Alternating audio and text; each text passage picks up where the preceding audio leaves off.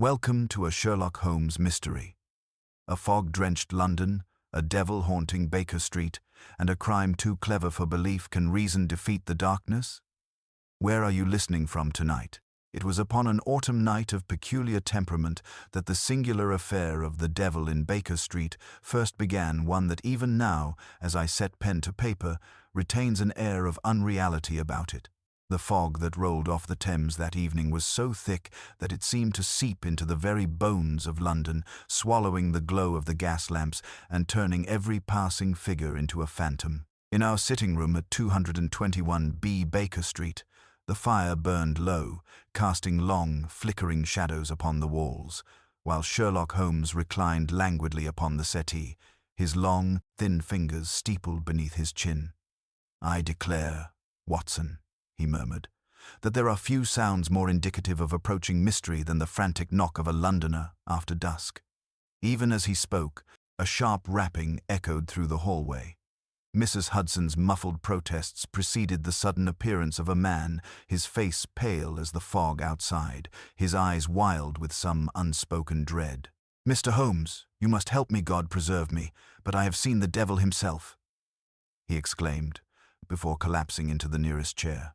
Holmes regarded him with the calm curiosity of a man examining an unfamiliar insect. "Compose yourself, sir. I assure you the devil has little business in Baker Street. However, if you are prepared to furnish me with the facts, I may perhaps substitute reason for superstition." The stranger, who introduced himself as Mr. Archibald Hensley, a solicitor of respectable repute, took a trembling breath. His account, though halting, unfolded into one of the most bizarre tales I had ever heard. For 3 successive nights, he said, he had been visited at his chambers by a figure cloaked entirely in black, its face obscured by a grotesque mask, resembling the visage of a horned demon. Each time, the figure appeared precisely at midnight, leaving behind the faint scent of brimstone and a single playing card, the ace of spades, upon his desk. The 4th night, as Hensley waited with revolver in hand, the figure appeared once more. But this time, when he fired, the bullet passed clean through it. The apparition, he swore, had laughed. At this point, I could not suppress a murmur of disbelief. Holmes's expression, however, betrayed nothing. He only leaned forward slightly, his grey eyes brightening. "A most fascinating narrative, Mr. Hensley. You have omitted one detail which I dare say you considered trivial. Pray tell me who stands to gain by your ruin or terror." Hensley blinked. "Why, no one. I have lived peaceably, though." He hesitated. "There is the matter of my late client, Lord Barrington. He passed quite suddenly a month ago, and certain papers of his estate have gone missing." "But surely," Holmes interrupted, "that is quite enough to summon the devil." He rose abruptly, pacing before the hearth, in that quick, nervous manner that always heralded the ignition of his extraordinary intellect. A spectral visitor who leaves tangible evidence cards and sulphur suggests not the supernatural, but an intellect skilled in stagecraft. You mentioned a revolver shot that failed to wound your tormentor. Perhaps the devil is not impervious, merely absent. I mean to say, Holmes replied, turning toward the window, that someone desires you to believe yourself haunted. And in such beliefs, men do the work of the devil more effectively than Lucifer himself. The fog outside had thickened until even the lamplight from Baker Street was a dull smear of gold. Holmes drew his dressing gown close and spoke with quiet authority. "Watson, fetch your revolver and hat. We dine with darkness tonight. Mr. Hensley, by midnight, I propose, we meet your infernal visitor face to face." The solicitor's lips trembled. "You mean to go there? To my chambers?" "Where else?" Holmes smiled faintly. "If the devil has chosen to take up residence in London, it is only courteous that I pay him a visit." And thus, on that fog-choked Halloween Eve of 1891, Sherlock Holmes accepted an invitation from hell itself. Mrs. Hudson had hardly cleared the tray before Holmes whisked his violin into its case, exchanged his dressing gown for the rough tweed he affected on night work, and signaled me with a lift of his eyebrow to follow. Hensley, clutching his bowler as though it were a charm against evil, shuffled after us into the October murk, and a four-wheeler bore us eastward with wheels whispering on wet stones. Holmes, never so communicative as when a puzzle consented to take a shape, leaned forward with his long hands upon his knees, his profile a sharp wedge against the carriage lamp, a devil punctual to the minute, a calling card of the ace of spades, and a perfume of brimstone. He mused. 3 parts drama to 1 part chemistry. The question is not what he is, but what he wants of you. Hensley gulped that he wanted his life and senses left intact. Men rarely invest in such pageantry merely to frighten. Holmes returned. They act to drive, confound, or herd. He tapped the coach roof, and herding implies a pen. We alighted in Chancery Lane and climbed the narrow stair to the solicitor's chambers, where a single oil lamp made a pale island against the gloom, and the grate breathed a sluggish red. Holmes' inspection began with that deceptive leisure which often precedes his pounces. He drifted first to a cheap plaster bust of the Queen upon the bookcase and raised it with 2 fingers. Along its base lay a scatter of black granules. He touched and sniffed. Charcoal with saltpeter residue of a smoke ball. From the hearth he teased a ribbon of grey tissue fused upon its edge. Lantern screen. At the wastebasket he recovered a torn envelope whose flap bore an indigo smear. He pressed a moistened thumb to it and lifted a faint crescent. Aniline. The Barrington Crest stationery uses this very ink. Your late client's circle has recently handled your refuse carelessly. Hensley coloured. Felix Barrington, my lord's nephew, has importuned me for a sight of the codicil. A hot-headed youth, more bicycle than brain. I refused him flat. Holmes's eyes fell to the carpet. Your hot head brings the road into the office, he observed, pointing to 2 tiny crescents cut in the nap, racing cleats. And here, beneath the desk, dust of a bluish-grey emery from a file. Your devil mends things. He crossed to the sash, breathed upon the pane, and drew his thumb in a slow arc. An oval bloom appeared, the mark a nose makes when pressed to glass. Our visitor has studied his stage from without. Note also the faint crescent upon the inner sill, where the latch is habitually lifted with a gloved finger. Regularity, Mr. Hensley, is a thief's timetable. He shifted the lamp 2 inches to the left, slid Hensley's chair back by a foot, removed the key from the door and set it upon the window sill, and placed a small silver bell upon the corner of the desk. We turn illusion inside out by altering its angles, he murmured. You will sit here with your revolver trained upon the filing cabinet corner, not the door. Watson at my cough. A match. Attend to the chimney. Brimstone must breathe through a flue. We waited. The fog pressed upon the glass like felt. Somewhere below a porter's boot scuffed and fell still. The quarter hours passed with an iron patience. When midnight tolled, the notes sank one by one into the silence like weights into water. At the 3rd stroke, a hair-fine scrape whispered overhead, no stare. But slate, a sweet, cloying odor crept down the chimney, as if some perfumer of the pit had uncorked his bottle. Holmes coughed. I struck the lucifer, flame leapt, and in that instant a figure flowered in the far corner, tall, horned, and black as pitch, its eyes twin embers behind a grotesque mask. Hensley made a strangled sound. My pistol came level, but Holmes's lean hand locked upon my wrist. Observe, he breathed. The thing advanced a single pace. With that motion, the lamp's altered angle performed its quiet treachery. The horns doubled, slid, and broke. An ovoid darkness remained on the cabinet where a man's shoulders might be. Holmes crossed the room in 3 long strides, tore aside a curtain of black gauze that I had taken for shadow, and revealed a metal lantern masked by a perforated disc and a crimson gel, the whole rigged by a taut cord that ran behind the cabinet and vanished up the flue. "Rope," said Holmes, already at the sash. A bellows above for the laugh, smoke for brimstone, and a lantern for horns. Our devil is a stagehand. Cold fog shouldered into the room. Without another word, he was out upon the narrow ledge. I followed more cautiously, heart hammering, while Hensley remained within, white as plaster. The slates were slick underfoot, and London lay beneath like a drowned city. A shadow detached itself from the neighboring parapet and ran low along the ridge.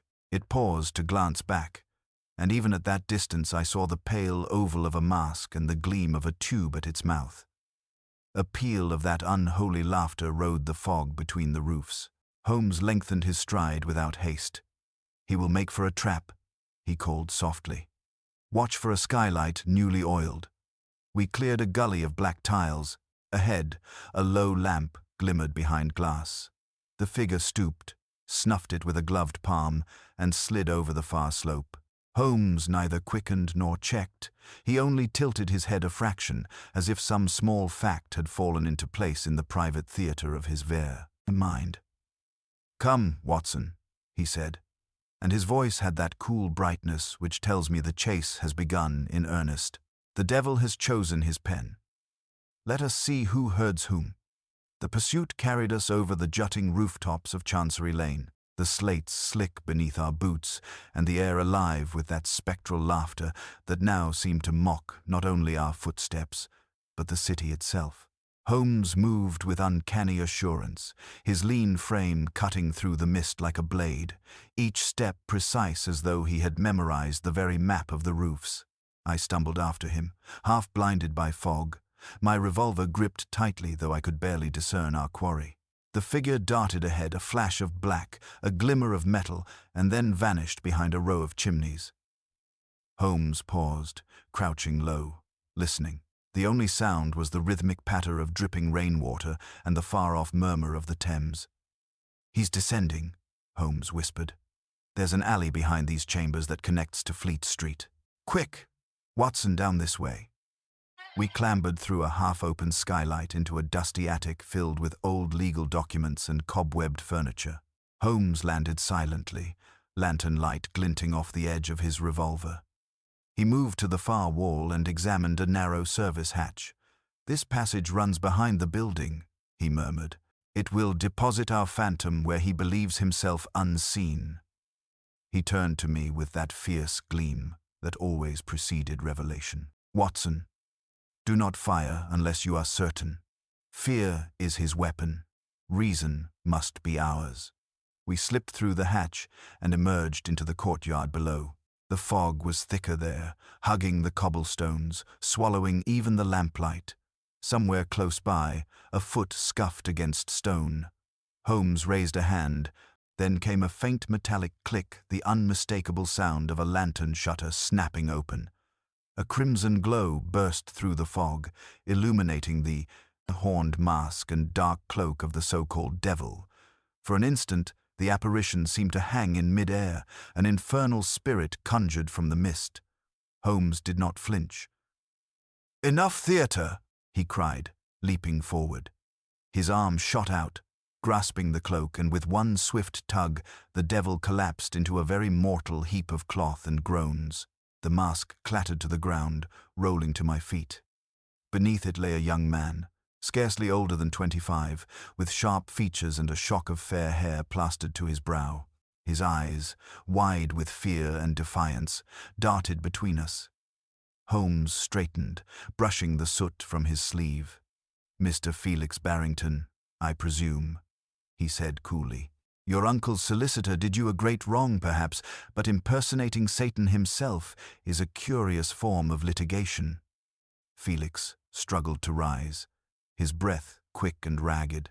"You don't understand. I wasn't trying to kill him. I only meant to frighten him into giving me what's mine. The codicil, my inheritance, it was altered." His voice cracked under the strain of his confession. "He cheated me of it." Holmes regarded him with detached interest, as though observing a specimen under glass. "You might have succeeded had you confined yourself to threats of legal exposure," he remarked. "But you chose melodrama, a taste for which you will shortly answer before the law." He knelt, examining the apparatus Felix had used. A small bellows fitted with a metal canister, a lantern masked by crimson glass, and a length of tubing scented with sulfur. Ingenious, Holmes mused. A chemist's toy turned devil's trick. Tell me who supplied you with this. The young man hesitated, then shook his head. I made it myself. I studied physics at Cambridge before my uncle cut me off. Holmes' expression softened, though only slightly. A capable hand misapplied. There's a certain irony, Watson, in how intellect so often bends toward folly when pride takes the reins. He gestured toward the street. Fetch a constable. Mr. Barrington will remain precisely where he stands. But before I could move, a sudden noise froze us all. A door creaking open at the far end of the alley, followed by the scrape of something heavy being dragged across stone. Holmes turned sharply, eyes narrowing. Stay back, he whispered. Through the fog, a dim figure emerged shorter, stooped, carrying what looked like a sack over one shoulder. It moved with slow, deliberate steps. Then, as the figure drew closer, I saw the truth. The sack was a man's body. The newcomer, an elderly watchman by his garb, dropped his burden with a thud and stared at us, his face ghostly pale. Found him up by the chimneys, sir, he gasped. Poor devil's been stabbed clean through. Holmes was beside him in an instant, kneeling over the corpse. The victim's clothes were those of a workman. His hands blackened with soot and oil. Holmes examined the wound, a single, precise thrust to the heart. He looked up slowly, his expression hardening. This, Watson, changes everything, he said quietly. Our young Mr. Barrington's theatrics may not be the only devil at play tonight. He stood, the fog swirling about him like smoke from hell's own fire. One pretends to be the devil, Holmes murmured, but another has chosen to play God. His gaze shifted toward the rooftops where the mist was thickest. And somewhere above us, he added grimly, the true hand behind this infernal masquerade is still at work. Holmes knelt beside the lifeless form, his fingers lightly tracing the edges of the wound with that detached precision that seemed to separate him entirely from the realm of ordinary emotion. A clean thrust, angled downward, he murmured. The killer is of moderate height, strong, but surgical in purpose. No struggle, no hesitation. His eyes lifted to the soot-streaked face. Our dead friend here was no innocent passer-by. Observe the calluses upon the right hand, Watson made by rope and pulley, not by pen or hammer. A steeplejack or chimney sweep, perhaps, but more likely an operative, someone accustomed to climbing unseen. The constable, newly arrived and visibly shaken, glanced between the corpse and the young Felix Barrington, who stood trembling under the gaslight. Is this the murderer, Mr. Holmes? He asked. Holmes gave a short, sardonic smile. He is a devil, not the one. He rose, dusting soot from his knees, and turned to Felix. Your contraption was clever, but it served a purpose beyond your knowing. While you paraded as the devil, another hand ensured there was blood enough to make the illusion complete. Tell me who else knew of your midnight performances. No one, Felix cried, shaking his head. I swear it. I came alone each night, hid my equipment in the chimney recess before dark, then returned through the attic. No one else was supposed to be there. Holmes's eyes narrowed. No one supposed to be, but someone was. You were not the only ghost haunting these rooftops. He turned suddenly toward the constable. You will remain with Mr. Barrington. Watson. We returned to the chambers. We ascended once more through the narrow passage to Hensley's office. The fog had seeped into every corner, and the faint sulphuric odor lingered like a curse. Holmes struck a match and lit the lamp anew. Its glow revealed the small disarray left from our earlier visit, the overturned chair, the scattered cards, the faint trail of soot that led from the fireplace toward the desk. Holmes moved silently, every movement deliberate. At last, he crouched by the hearth and peered within. As I suspected, he said softly, extending his hand into the soot. He withdrew a thin iron hook with a frayed hemp cord attached. A grappling line used to secure access through the chimney from above. But this, Watson, was not Felix's doing. His methods were theatrical, not practical. He turned the hook over, revealing a faint stamp etched into the metal, a small emblem of a serpent coiled around a rod. "This," Holmes remarked, "is the hallmark of Blake and Company, ironmongers of Holborn. They supply tools for industrial maintenance and more discreetly for less reputable enterprises. I recall a similar mark on a burglary case 2 years ago involving a man named Crail, a climber of exceptional skill and dubious loyalties." "You think this Crail is involved?" I asked. "I think," Holmes said, "that our murdered workman is Crail." He rose, pacing the room. Barrington's little masquerade drew him like a moth to flame. Crail was employed by whom? We have yet to learn to use the boy's theatrics as cover for a far more practical theft. And tonight, that employment reached its conclusion. At that moment, the door creaked open, and Mr. Hensley entered, pale but composed. "Mr. Holmes," he said quietly, "I cannot remain idle while my name is entangled in such horror. Tell me the truth, am I in danger?" Holmes regarded him steadily. "You were the bait, Mr. Hensley. The devil was never meant for your soul, but for your documents. Someone required those missing papers from Lord Barrington's estate and found in your terror the perfect smokescreen." Hensley gripped the back of a chair. "But the codicil, surely it was destroyed." "Destroyed, perhaps," Holmes replied, "but knowledge is not so easily burned. You mentioned the papers went missing after the Lord's death. I presume you alone handled his private correspondence?" "Yes. Aside from my clerk, Mr. Lomax, but he left my employ last month." Holmes froze. "Lomax? Describe him." "A quiet man, well-spoken, though a touch secretive. He resigned suddenly, saying he had business in Liverpool." "Liverpool?" Holmes exclaimed, the fire flaring behind his eyes. "Watson, you recall the Hanford forgery affair. A Liverpool clerk by that name was implicated, but escaped conviction through lack of evidence. A capable penman, expert in legal mimicry." He turned to Hensley sharply. "You have not been haunted by devils, sir, but deceived by a clerk and his conspirators. Lomax forged the codicil, employed Crail to retrieve or destroy its trace, and let young Barrington's folly mask their scheme."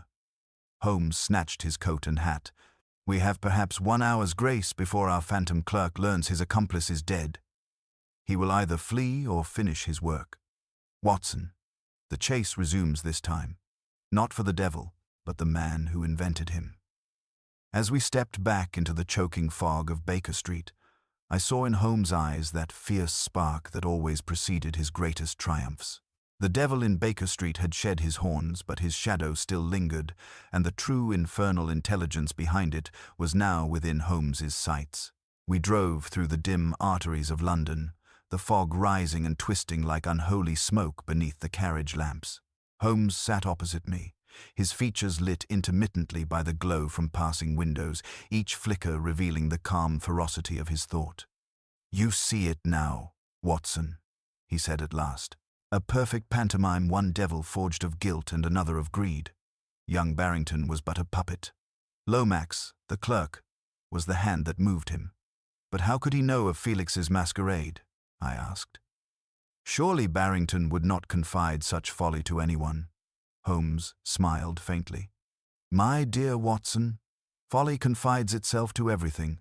Lomax, I suspect, knew of Barrington's desperation long before we entered the scene. A man like him would need only to whisper that a codicil yet existed, hint that Hensley had buried it, and Barrington, blinded by youth and envy, would invent his own theatre to terrify the truth from his solicitor. Lomax then used that theatre to conceal his burglary. While the boy played Satan in the office, Lomax's man, Crail, scaled the chimney and removed what he sought from Hensley's safe." "Which must mean," I said, slowly, That Lomax will now attempt to flee, likely with the stolen documents.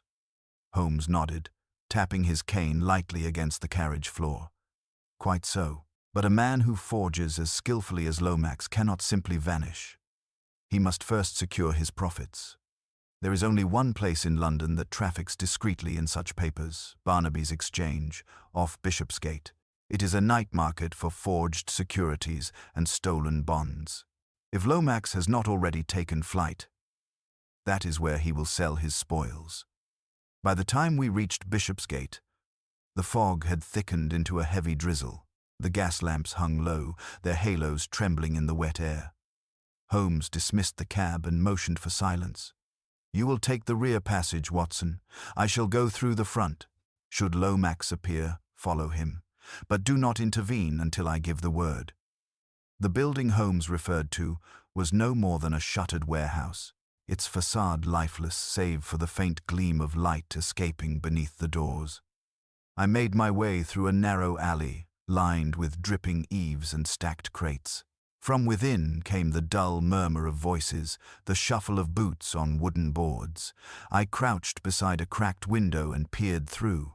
Inside, several men stood around a makeshift table littered with papers, ledgers, and small velvet sacks of coin.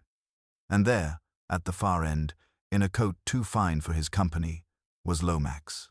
His pale, narrow face glistened with sweat, and his hands trembled as he held up a sheaf of papers. "Genuine, every one of them," he said, his voice wavering. "Signed by Lord Barrington himself, the seal intact."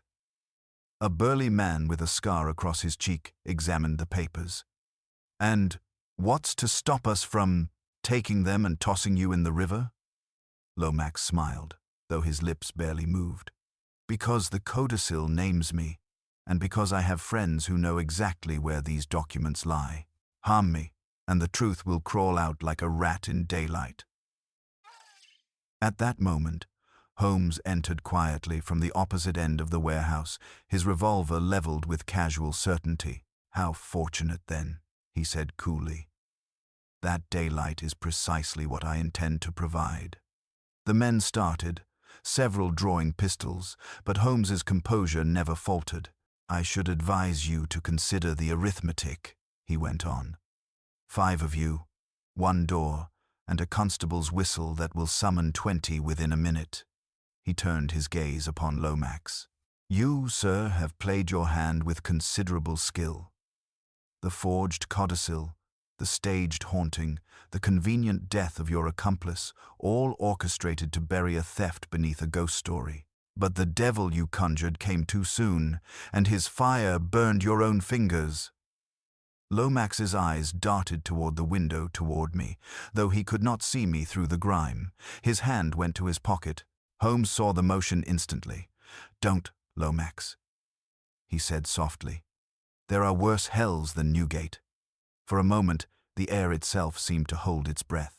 Then Lomax's arm dropped, his shoulders sagging. The papers fluttered from his grasp like dying leaves. The others, seeing their profit vanish, began to edge toward the door.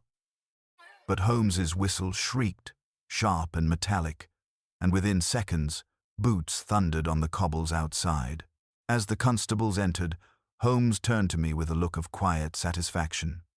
"Observe, Watson," he said, "how easily superstition becomes a mask for fraud. When reason sleeps, even a solicitor will see devils in the fog." He tucked the codicil carefully into his coat. "Come," he added, "our business in hell is concluded for the evening. But I suspect the devil will leave us a calling card before dawn." As we stepped back into the mist, the bells of Street Dunstan's tolled 3 times. Holmes paused, glancing toward the sound. "Strange," he murmured. "The hour strikes true, but something, somewhere, still rings false."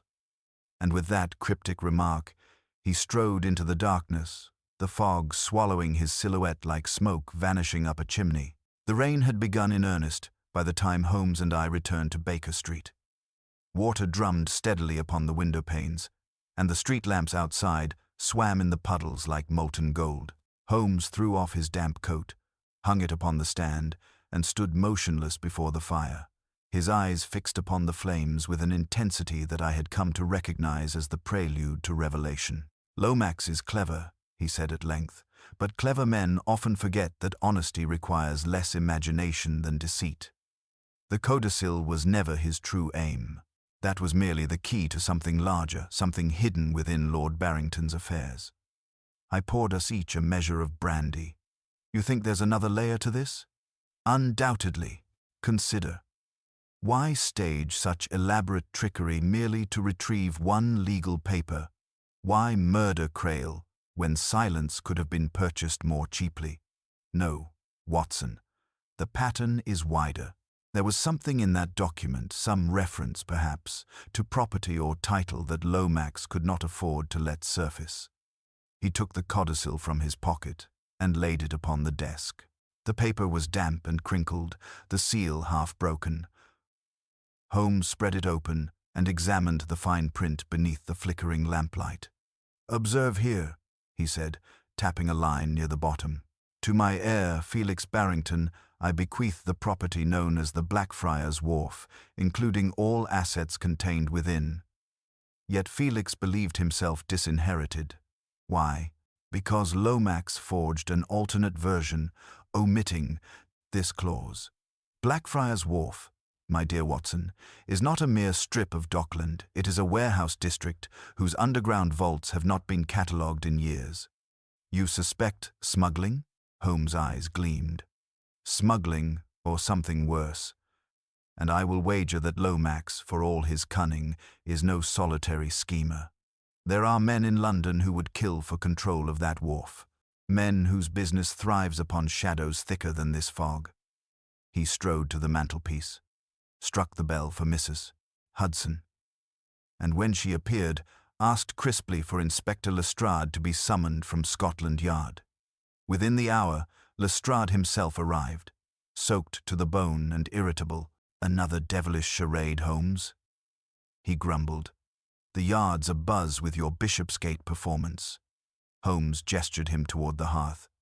"No charade. Lestrade merely an overture. The curtain now rises on Act 2. We have one prisoner, one corpse, and one estate at the heart of it all. Tell me, what do you know of Blackfriars Wharf?" Lestrade frowned. "Abandoned these 5 years. Used to belong to the Barrington line, but the place has been empty since the old lord's death. Nothing there but rats and river fog." Holmes smiled thinly. "Then let us see whether the rats have grown bold enough to walk upright."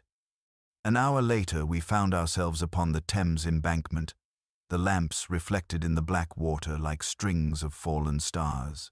The rain had slackened, but the mist clung low over the river. Ahead, the wharf loomed a cluster of warehouses crouched in silence, their windows black and their roofs glistening with moisture. A faint light pulsed behind one of the upper panes. Holmes's hand fell upon my shoulder. "Do you see it?" "Yes, a lamp, swinging." "Precisely. A signal, and by its rhythm, one well rehearsed.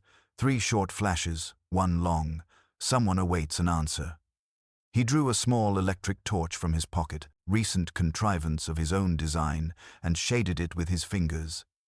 "We shall answer in kind," he whispered, imitating the pattern. For several seconds, nothing stirred. Then, somewhere within the wharf, a door creaked open, and the sound of footsteps echoed faintly across the wet cobbles. Holmes motioned me toward the side entrance. We advanced cautiously, revolvers drawn, our footsteps muffled by the damp. Inside, the air was thick with the sour tang of mildew and rope. Stacks of crates lined the walls, many stamped with foreign seals: Lisbon, Antwerp, Marseille. Holmes examined one, pried it open, and revealed rows of small wooden boxes, each wrapped in oilcloth. He slit one open with his knife. Inside lay bars of dull grey metal. "Lead," I said. "Not lead," Holmes corrected, holding it closer to the light. "Platinum, worth a fortune, and forbidden for private trade under government contract. So this is the true treasure of Blackfriars Wharf." A faint click sounded from the far end of the corridor, a door gently closing. Holmes extinguished the torch, and we listened. Voices murmured beyond, low and cautious. Then came a sound unmistakable even in the dark, the cocking of a revolver. Holmes's whisper brushed my ear. "Keep low, Watson. The devil has returned for his silver." We crouched behind the crates as the light of a lantern swept through the gloom. Two men entered, one short and heavy-set, the other lean and precise. The latter's voice was unmistakable. "Careful with that case," Lomax said sharply. "We leave at dawn. No mistakes." Holmes's breath caught like the draw of a bowstring. "He has not fled after all," he murmured. "And now we shall catch him and the serpent whose coils reach even into the Thames." Holmes touched my arm and motioned for silence. The two figures were less than 20 yards away now, their lantern casting long, skeletal shadows across the damp floor. I could see the glint of metal at Lomax's belt and the bulging outline of a document case beneath his coat. The heavy-set man carried a revolver in one hand and a crowbar in the other. They moved between the stacks of crates with the caution of men who feared both discovery and betrayal. Holmes leaned close, his breath barely a whisper. "Watson, the large fellow is our muscle, perhaps a dockhand in Lomax's employ. When I move, strike the lantern." I nodded, the tension straining my throat like a wire. Lomax stopped beside a crate stamped Antwerp. He placed his hand upon the lid and spoke in a low, clipped tone. "This is the last of it. Once it's loaded, we sail for the coast and from there to Hamburg. By the time anyone realizes what we've taken, the platinum will be across the channel." The dockhand grunted. "And the clerk you killed? Won't they be looking for his master next?" Lomax's voice hardened. Crail was a liability. He would have sold us for half our price. I did what was necessary. Holmes's fingers flexed around his revolver. His eyes, keen and cold as a hawk's, never left Lomax's silhouette. Then, with a motion so swift I scarcely caught it, he flung a small object, a marble-sized glass globe, toward the lantern. It burst with a hiss, releasing a choking cloud of smoke that filled the air with acrid stench. "Now, Watson!" Holmes shouted. I lunged forward, my hand striking the lantern and sending it crashing to the ground. Darkness swallowed the room. Shouts erupted, followed by the sound of scrambling boots and the crack of gunfire. A bullet tore through the crate beside me, splintering wood. Holmes's voice rang out through the haze. "Drop your weapon, Lomax. The yard has the exits covered." Lomax's answering laugh was sharp and desperate. "You lie, Holmes. You always lie." Another shot blazed, its flash briefly illuminating his face, eyes wild, mouth twisted in defiance. I returned fire, aiming low. A cry followed, then the heavy thud of a body falling among the crates. The smoke began to clear, revealing Holmes standing upright, revolver steady, his expression grave. Lomax lay sprawled upon the floor, clutching his shoulder, the document case half open beside him. The dockhand, disarmed and cursing, had his hands raised. Holmes stepped forward, kicked the revolver from Lomax's reach, and picked up the case. "So ends your little pageant of devils," he said coldly. "You have danced upon the stage long enough." Lomax glared up at him through pain and fury. "You think you've won? You haven't even seen the man behind it all." Holmes crouched beside him. "Enlighten me." "The wharf isn't mine," Lomax hissed. "I was paid to manage it, to hide what passed through here. The platinum, the forged deeds, even the codicil, they all lead back to him." "And who is him?" Holmes pressed. Lomax's lips curled into a faint, broken smile. "Ask your friends at the yard.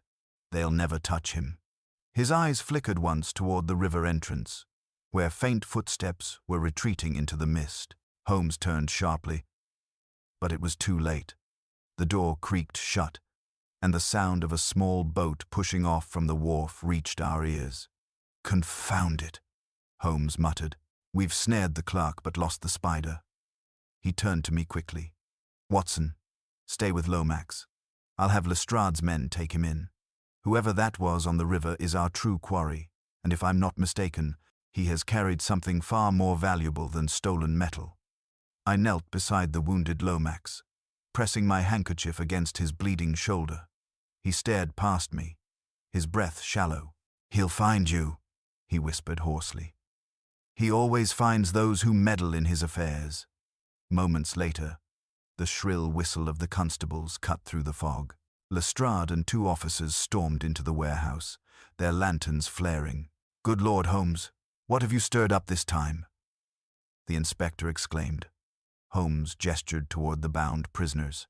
"Smugglers, forgers, and 1 corpse to their credit. See them to Newgate. But be quick, their master slips down the Thames even as we speak." Lestrade blinked. "And who might that be?" Holmes's gaze went distant, thoughtful. "I have my suspicions," he murmured. "A financier, perhaps, or a politician with more to lose than gain. But until I can prove it, he is merely—" He paused, glancing toward the dark water visible through the warehouse door, the devil that London itself has spawned. As Lomax was led away, I followed Holmes outside. The rain had stopped, leaving the air sharp with the scent of the river.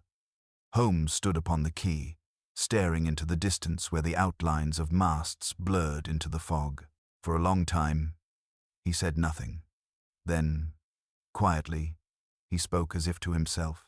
"The devil in Baker Street was no spirit of flame or sulphur, Watson. He was born of greed and forged in silence. And until we drag him into daylight, London will never be free of his shadow." I could find no answer. The river lapped softly against the stones, and in the distance, a solitary bell tolled 4 times the hour of ghosts. Holmes turned away at last, his coat whipping in the wind, and together we vanished into the mist, bound once more toward Baker Street and the next riddle the night would bring. The following morning broke pale and thin, with a sluggish sun struggling through the yellow fog that hung over London. The events of the previous night weighed heavily upon me, but Holmes seemed invigorated by them. He stood before the window at Baker Street, his violin under one arm, the morning paper in his hand. "Lestrade reports that Lomax remains uncooperative," he said without turning.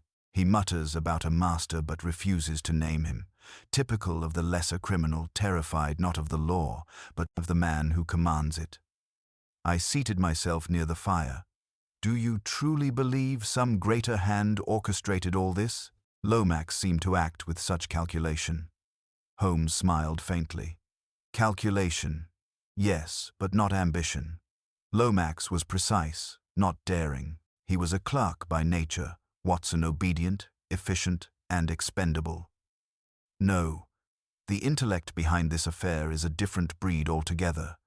A man of means, accustomed to using others as tools, and if my instincts are correct, we may find his signature hidden where no one thought to look."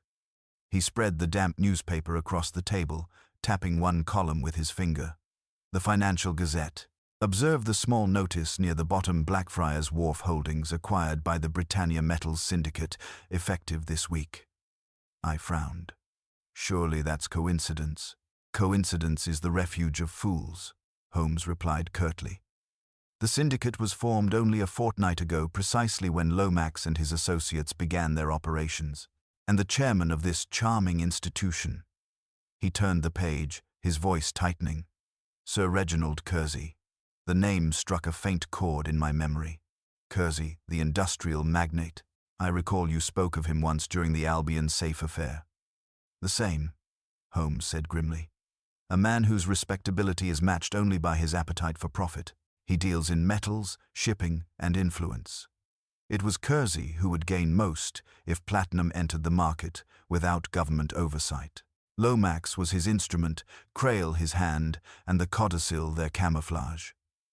At that moment, Mrs. Hudson entered, bearing a sealed envelope. "A messenger brought this not 10 minutes ago, Mr. Holmes. Said it was urgent." Holmes took it, examined the seal, and raised an eyebrow. "Curious. The Kersey crest. Either our adversary is exceedingly bold or exceedingly clever." He broke the seal and unfolded the letter. "Mr. Sherlock Holmes," he read aloud, "I congratulate you on your keen interest in my affairs. You have meddled enough. The devil you sought last night now seeks you.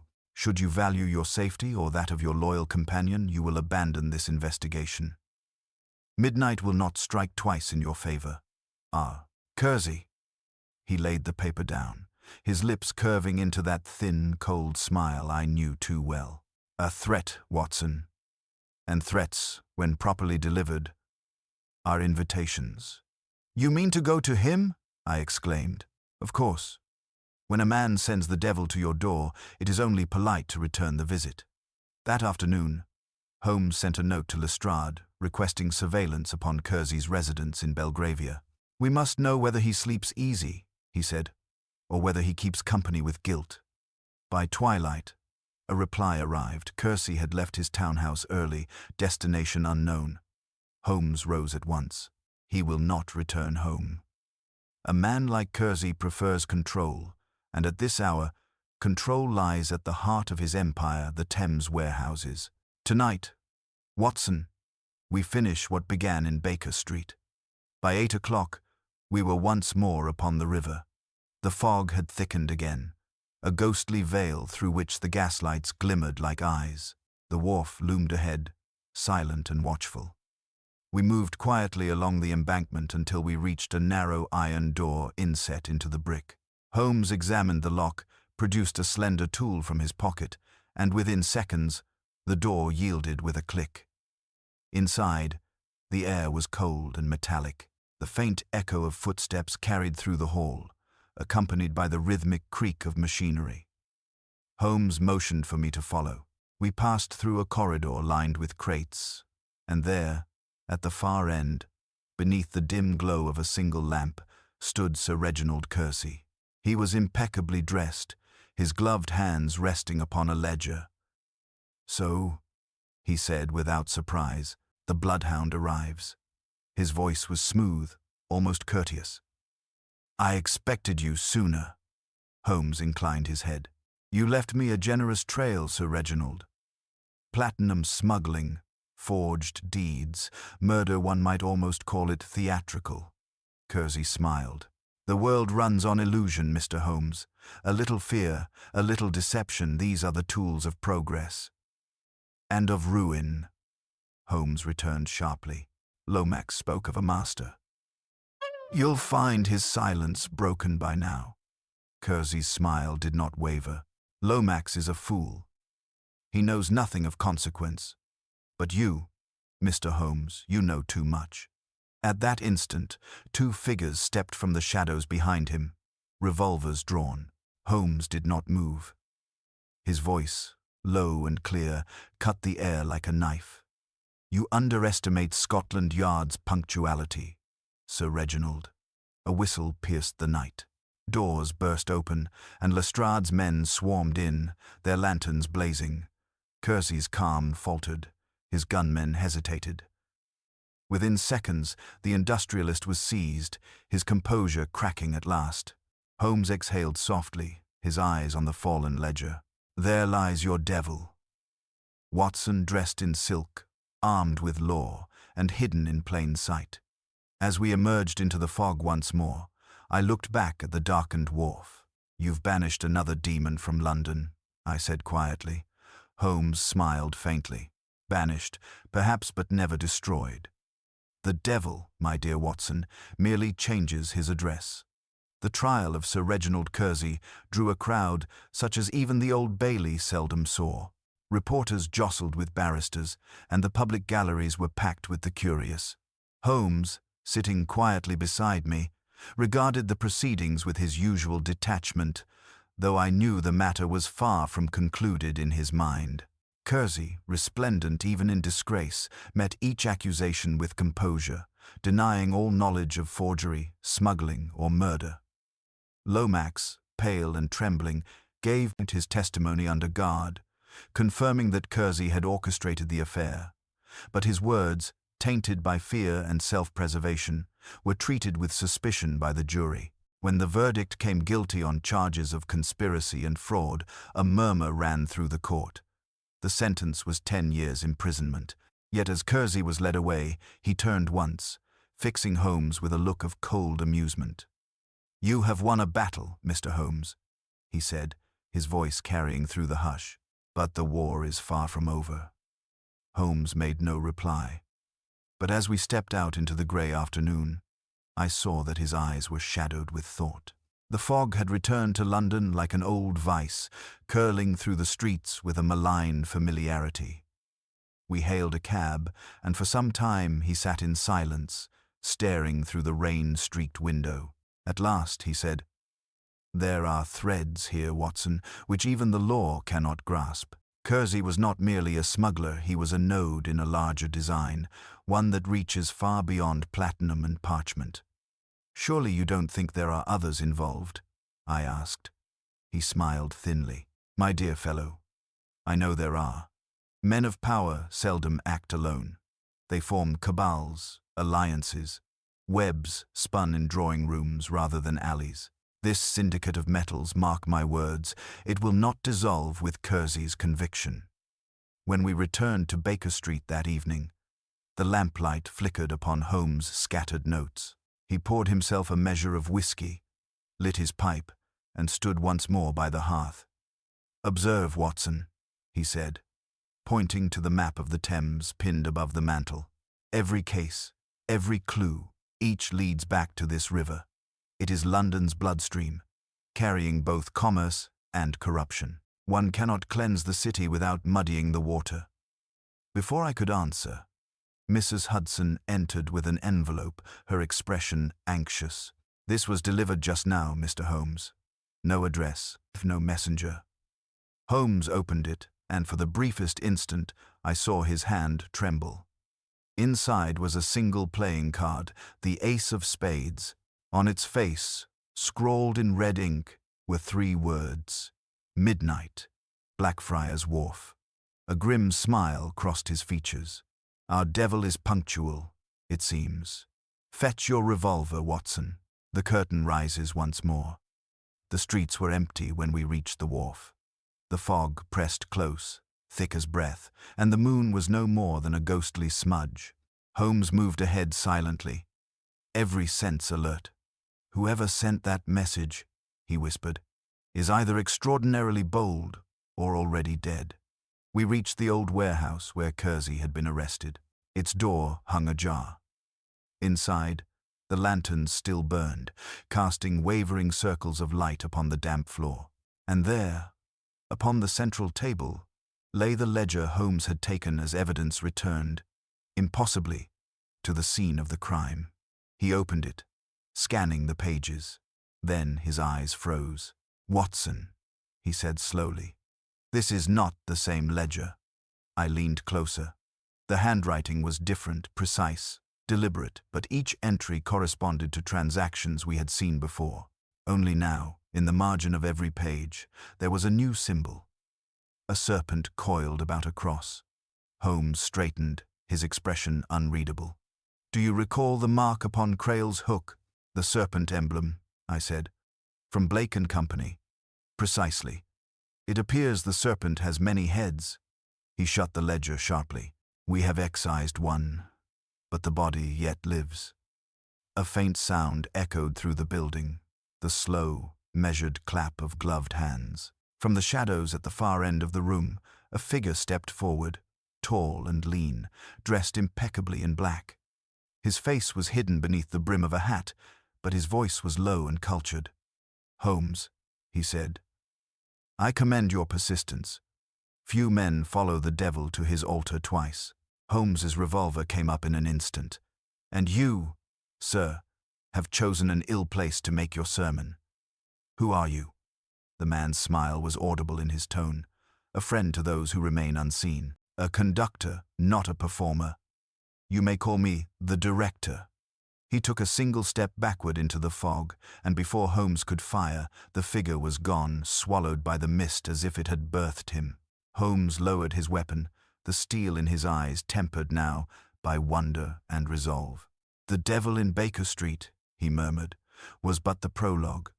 The true play begins now." As we left the warehouse, dawn was breaking faintly over the Thames, turning the water a dull silver. Holmes walked in silence, his coat trailing behind him, until we reached the street. Then, Quietly, he said, "Watson, remember this night. When next the serpent stirs, London itself may bleed." And so ended for the moment the strangest and most perilous of our encounters, the case of the devil in Baker Street.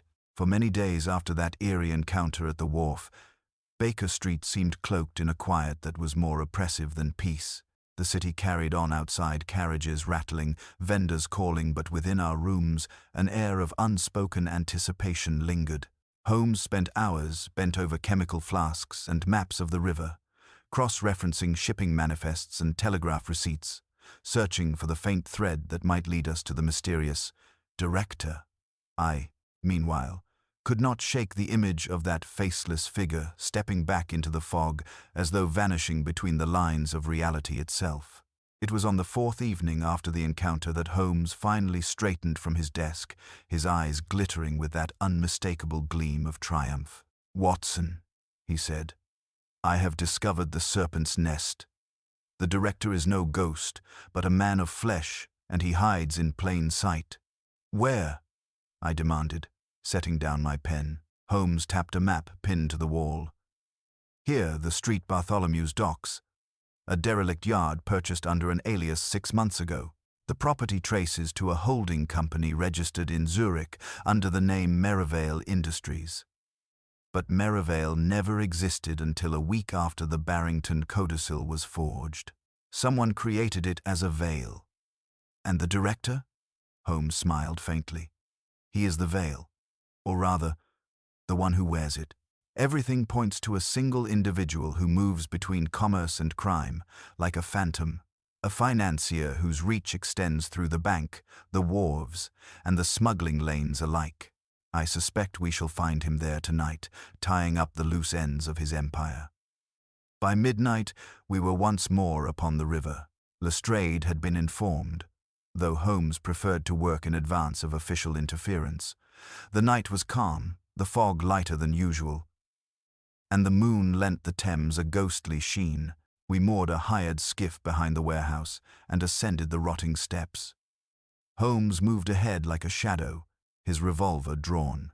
Inside, the great building lay silent, save for the steady drip of water through the roof. As we approached, voices became audible, measured, deliberate, and chillingly familiar. "London will survive this scandal," one voice said. "Kersey was a casualty. There will be others." Holmes leaned close to me. "The director," he whispered. Another voice, a woman's, sharp and controlled, answered. "What of the investigator? Holmes will not rest." "He will," replied the first, "when his usefulness is spent." Holmes pushed the door open with a sudden, decisive movement. "Your calculations, sir, have erred," he said, stepping into the light. The figure behind the desk rose slowly. His face was thin, his eyes bright and merciless. He wore no mask now. The devil of Baker Street had shed his disguise. "Sherlock Holmes," he said softly, "you are indeed punctual. I had hoped you would come. Your hopes, it seems, are fulfilled." Holmes replied, revolver steady. "You are the man they call the director, the architect of Kersey's syndicate, the true inheritor of the serpent's mark." The man inclined his head. "Architect, yes, but inheritor? Hardly. I merely serve a vision larger than myself, a London freed from the chains of conscience, governed by profit and precision." Holmes' voice cut through the still air like a blade. "You mean enslaved by them? But even your empire has seams." At that instant, the woman, the same who had spoken, drew a revolver of her own. I fired before she could take aim. The shot rang out, echoing through the rafters. She dropped her weapon with a cry, collapsing to her knees. The director did not flinch. Instead, he reached calmly into his coat and withdrew a small silver case. "I admire your efficiency, Doctor," he said. "It makes what comes next regrettable." He snapped the case, open a detonator, its light blinking red. Holmes was upon him in a heartbeat. The two men struggled fiercely, the device clattering to the floor. I stamped it beneath my heel, crushing the mechanism. A dull click followed. but no explosion.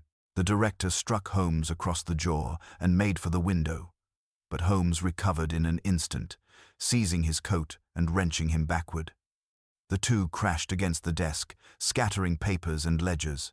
Lestrade's whistle shrilled from outside, followed by the thunder of boots. The director froze, his eyes flicking toward the sound. "You may have me, Holmes," he said quietly, "but others will take my place. There will always be a devil in Baker Street." Holmes said nothing. He bound the man's wrists with a length of cord and turned him over to the arriving constables. The woman, wounded but alive, was carried out upon a stretcher. As dawn broke over the river, we stood upon the embankment, the first light of day glinting off the grey waters. Lestrade clapped Holmes upon the shoulder.